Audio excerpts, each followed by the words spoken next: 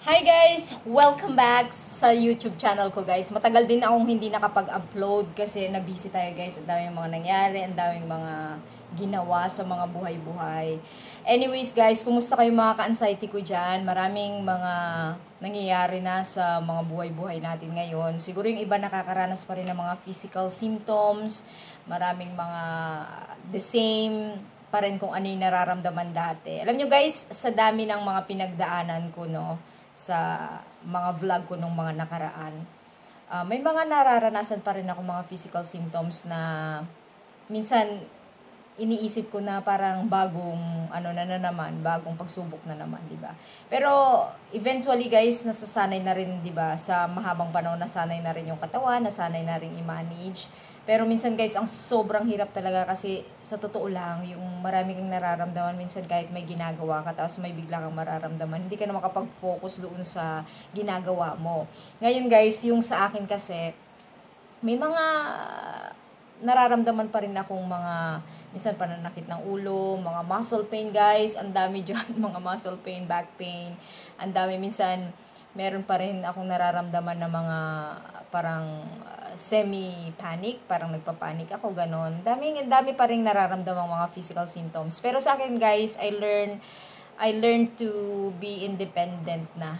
Yung karamihan kasi guys, madalas gusto nating may kasama, 'di ba? Ako sa takot ko, guys, minsan natatakot ako. Gusto ko may kasama ako, pero namamanage ko, guys, yung pinipilit ko talaga yung kahit na mag-isa ako ganon. Pinipilit kong mag-survive na kahit may nararamdaman ako yung wala akong kasama ganon. Pero at the end of the day, guys, ay ako kasi chine-check ko din yung laboratory ko lagi. Nagpapa-check up ako. Hindi dahil sa takot ako, kundi I just wanna make it sure na wala akong ibang mga karamdaman or something, di ba? Kasi sa anxiety kasi merong mga bigla kang mararamdaman na bago na naman. Meron naman yung may nararamdaman ka na dati mo nang naramdaman. Kumbaga parang nasanay na yung katawan mo. Pero pag may mga new, pag may mga bago, parang nakakatakot pag minsan. Kaya make it sure guys na nag-check din kayo ng mga laboratory or nagpapa-check up, di ba? Anyways, mayroon akong guys i-share sa inyo sa lahat ng mga taong nagkaroon ng anxiety, nagkakaroon ng mga anxiety physical symptoms or yung mga taong nadidepress guys. Meron akong i-share sa inyo na book na binabasa ko. Kasi guys, karamihan ilalagay ko sa link kung gusto niyo pong mag-avail ng book na yon. Karamihan guys, meron kasing pinanggagalingan talaga yung nagkakaroon ng mga depression, anxiety, di ba? Lalo na yung mga nagkakaroon talaga ng depression. May hugot yan guys may pinanggagalingan yan. Hindi dahil yung nangyari ngayon. Minsan guys, nagsisimula yan nung bata pa tayo. Meron tayong pangyayari sa buhay-buhay natin na very emotional, na naka-affect sa atin, na nasaktan tayo or something like that. And then pag medyo nagkaedad na, merong dumating na pagsubok na naman at doon na trigger. Karamihan guys, sabi nila na nagkaroon ako ng problema, but actually merong kasing root or pinanggagalingan yung pagka-trigger natin. Okay, yung iba guys nakakaranas ng mga depression eventually pagka nagka-edad na sila, di ba?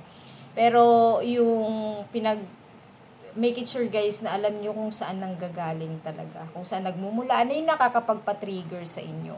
So sa akin, kung alam kong nakakapagpa-trigger, I stay away.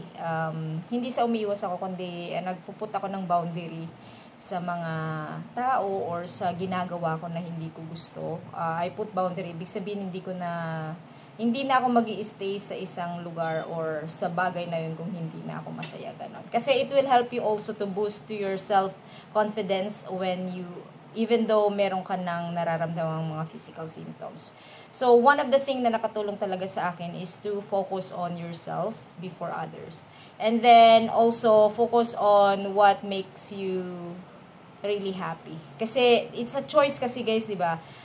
When you have anxiety or depression, meron ka ng realization na nangyayari after kung nakaka-recover ka na gano'n, may realization ka ng nangyayari kasi merong pinanggagalingan kasi yung anxiety ng isang tao. Meron siyang root or cause. Iba-iba tayo guys root na pinanggalingan talaga nung pagkakaroon natin ng anxiety.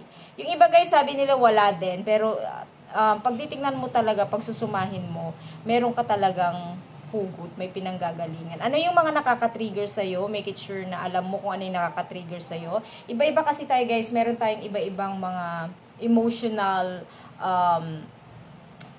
intelligence na tinatawag, 'di ba? Emotional intelligence, iba-iba tayo ng level, guys. Yung iba masyadong ma-emotion because you have anxiety or you have depression.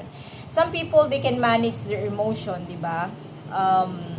Iba-iba tayo. So make it sure na meron kang alam mo kung saan nanggagaling. Alam mo kung saan ka nagti-trigger, hindi lang sa food. Sa society, sa environment mo, or the people around you, you have to make it sure na you are in a good place or with a good, right people. Ganon. So, yun lang guys.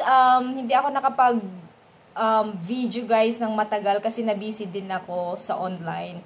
So, anyways, yun lang masashare ko guys. It's a quick video and I hope to see you again sa susunod kong video.